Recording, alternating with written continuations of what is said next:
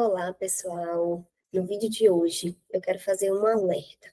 Um alerta a todos os estudantes de psicologia e psicólogos que lidam, que se deparam com pessoas que vivenciam perdas significativas. A ideia do vídeo de hoje é apresentar aqui condutas que vocês não devem fazer ao atender uma pessoa enlutada. Por que que eu vou falar sobre isso? Porque, sim, ao longo desses 15 anos de prática, de estudo, dentro dessa temática do luto, eu recebo muitos pacientes que trazem experiências negativas diante de um sofrimento que é potencializado por condutas inadequadas. A gente sabe que o cuidado ao luto, ele é pouco ou nada explorado na formação do psicólogo. Eu, particularmente, não vi praticamente nada dessa temática na minha graduação. Vi lá no finalzinho, em psicologia hospitalar, falando das fases do luto. Então, de uma maneira geral, a nossa classe profissional, ela não é capacitada o suficiente para oferecer esse cuidado. Um cuidado que é específico, uma experiência que é complexa, é dinâmica, é multidimensional e é multifatorial. Então, a gente precisa, sim, de um conhecimento adequado. O que que acontece? A gente agindo de uma maneira automática e que, ao invés de acolher, validar, reconhecer e ajudar a pessoa a lidar com o luto, a gente acaba colocando um peso maior, um julgamento, uma intensidade maior naquela experiência. O que que acontece? De uma maneira geral, a tendência do psicólogo é atender com base na sua abordagem clínica clássica. De uma maneira geral, nós, psicólogos, nos formamos e escolhemos uma abordagem na qual a gente se aprofunda. E lá a gente entende qual é a relação que a gente estabelece com o paciente, de qual maneira a gente pode intervir, técnicas de intervenção, e a gente pega essa base e adapta para o sofrimento que o paciente apresenta. Só que, quando a gente fala de luto, além dessa base, dessa abordagem clínica, a gente traz um conhecimento também cultural e social. E vamos lá, quando a gente fala de luto, a gente fala do quê?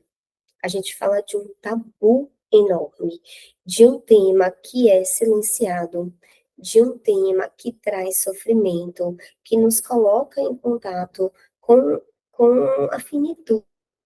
Isso traz medo, isso traz insegurança, isso traz angústia. E muitas vezes o psicólogo ele não sabe lidar com isso e tudo bem, gente, tudo bem, a gente não aprende isso na nossa formação, né? Concorda? Quem é que estudou assim, que se aprofundou nos estudos sobre luto na sua formação? Não é comum. Eu vou ficar muito feliz em saber, né, se algum de vocês aqui que estão assistindo esse vídeo já estudou. A gente tem avançado, sem dúvida alguma, estamos crescendo demais nessa temática, mas a demanda ainda é muito grande para poucos profissionais capacitados. Então, de maneira automática, o que que a gente faz? A gente foca em eliminar a dor, em amenizar aquela dor, em fazer o paciente superar aquela experiência de luto, aquela experiência de perda. A gente quer, de uma maneira geral, enquanto expectativa profissional, que o nosso paciente se sinta bem, que ele venha para uma sessão, né? Eu estou aqui no consultório, eu vou receber um paciente, eu quero que ele se sinta bem, que ele saia com uma sensação de bem-estar, de melhora, é natural. Só que o que é se sentir bem diante de uma perda significativa? Eu acho que a grande questão é essa. A gente tenta encaixar de alguma maneira em padrões para facilitar a intervenção. O famoso, as famosas 5 fases do luto. Então, a gente tenta encaixar ali naquelas fases para chegar a uma aceitação e superação dessa experiência. E a gente acaba conduzindo a construção do significado, mas a partir de parâmetros inadequados. E não basta ter boa intenção, não basta eu querer uma melhora, um bem-estar do meu paciente. A gente precisa de técnica e conhecimento específico. Luto é uma experiência complexa, como eu já falei aqui, dinâmica, e nós temos muitas abordagens específicas para esse cuidado. Não que você não vá utilizar a sua abordagem clínica, mas a gente precisa compreender qual é o impacto de uma perda significativa na concepção de si mesmo, do mundo, do outro, como é que essa pessoa reage, como é que essa pessoa se adapta a essa nova realidade. Então, de uma maneira geral, eu queria fazer um alerta aqui sobre esse cuidado, sobre o que a gente não deve fazer, para não potencializar esse sofrimento. Eu não quero que o meu paciente venha para a sessão e saia se sentindo pior do que ele entrou. Eu quero que ele encontre aqui segurança, conforto e que tenha uma base para ter esperança de adaptação, para que ele possa acreditar que é possível vivenciar esse processo e construir uma nova vida, lógico, na medida do possível, dentro de cada caso, porque sim, um aspecto essencial de compreensão do luto é que ele é completamente singular. Então, de uma maneira geral, você não deve, enquanto profissional, trazer respostas prontas, colocar panos quentes, minimizar ou desqualificar essa dor. O que eu quero dizer com isso? Vou trazer alguns exemplos práticos. Muitas vezes a pessoa traz uma dor significativa, traz um sofrimento intenso, e a gente tenta mostrar o lado positivo da situação. A gente tenta ajudar ele a ressignificar, a construir uma narrativa alternativa, a olhar por outro ponto de vista, né? Poderia ter sido pior, mas você está vivo. Por exemplo, você atende uma pessoa que perdeu alguém no acidente, né? Mas assim, mas você sobreviveu, a sua vida está aqui. O que que você vai fazer com ela agora? Não que você não precise trabalhar essa adaptação e esse contato com a vida, mas quando a gente faz isso, a gente quebra, a gente coloca uma barreira na escuta da dor. A gente precisa abrir espaço para que a pessoa fale sobre a sua dor, para daí em diante você trabalhar essa adaptação e todos esses processos. Então, não vamos tentar apenas fazer o paciente olhar por um outro ponto de vista, olhar para outra situação, sem acolher e reconhecer a dor dele. Isso já acontece demais na sociedade como um todo. Muitas vezes a pessoa vivencia uma perda significativa e ela não tem espaço para falar sobre isso, para elaborar, para desabafar. Eu não posso falar da pessoa que morreu, porque as pessoas não querem escutar, porque as pessoas trazem, né? Mas foi melhor assim, poxa, como você é forte, foi melhor, ele descansou, né? Mas você é nova, você vai refazer sua vida, você vai se recuperar. Então, são frases motivacionais, mas que desqualificam a dor. O que que passa para o paciente? Eu não tenho espaço para falar sobre o que eu estou sentindo, tá? Então, nós profissionais não podemos, eu acho que até um dever ético, a gente precisa construir um espaço de escuta ativa, a gente precisa aprender a escutar a dor do paciente. A gente também não deve ficar na ansiedade de ver um resultado do nosso trabalho. É o que eu falei aqui, de alguma maneira a gente tem essa expectativa que o paciente se sinta bem, que saia da sessão se sentindo melhor.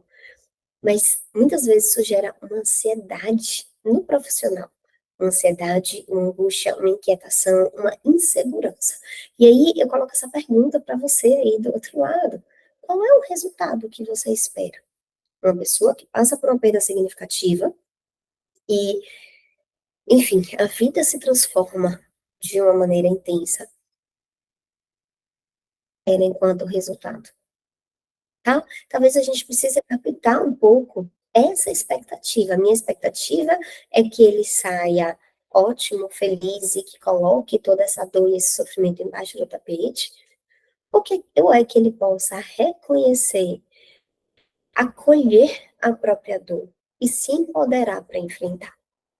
Vou deixar essa reflexão. Quem quiser compartilhar aqui comigo, fica à vontade nos comentários.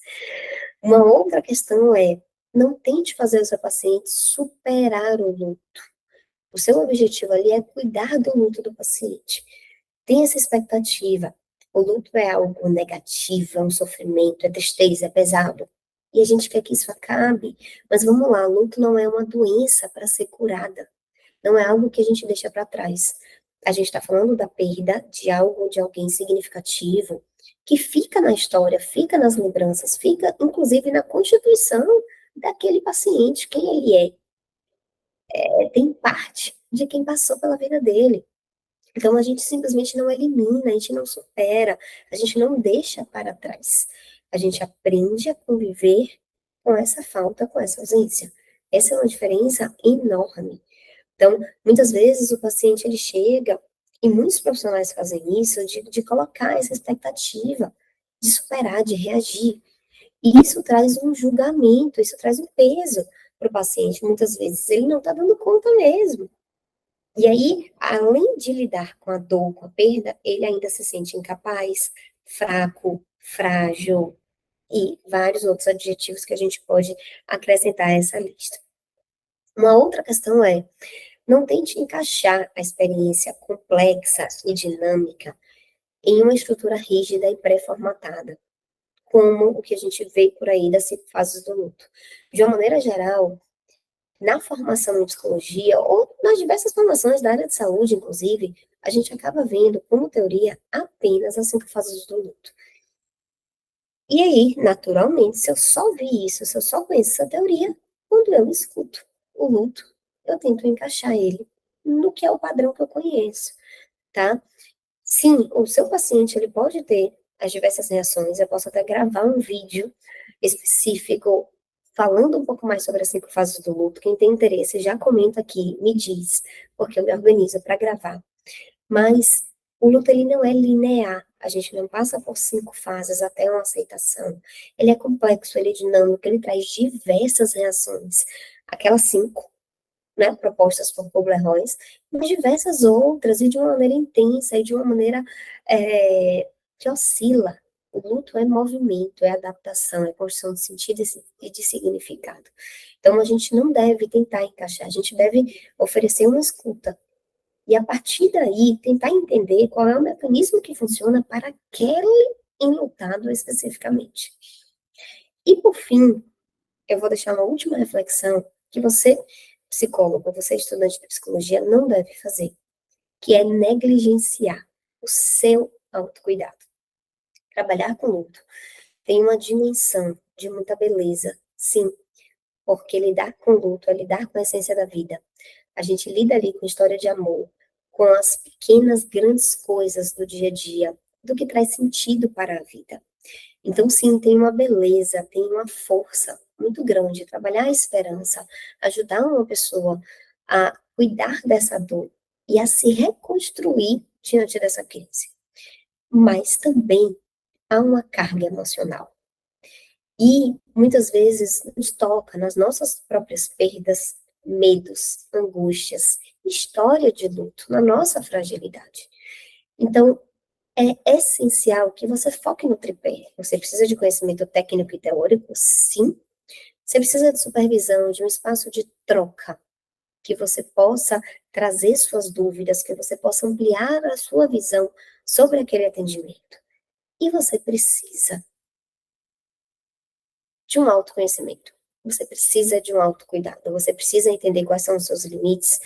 E você precisa entender. Você precisa aprender, na verdade, a separar o que é seu e o que é do outro, porque não somos robôs. Não é que você não vá se emocionar ou ser tocado pela história do outro. Você só não pode deixar a sua história, as suas emoções, as suas crenças, os seus valores atropelarem a experiência do outro. E muitas vezes esse é um dos maiores erros. A gente traz a nossa espiritualidade, a nossa experiência, e a gente despeja no outro, a nível de expectativa, a nível de intervenção, a nível de condução ali técnica do cuidado. Então, não negligencie o seu autocuidado. Faça o seu trabalho pessoal, tenha clareza do que essas questões significam para você, para que na hora do atendimento, ao se emocionar, você possa separar e saber o que é seu e o que é do outro. Fez sentido aí para vocês?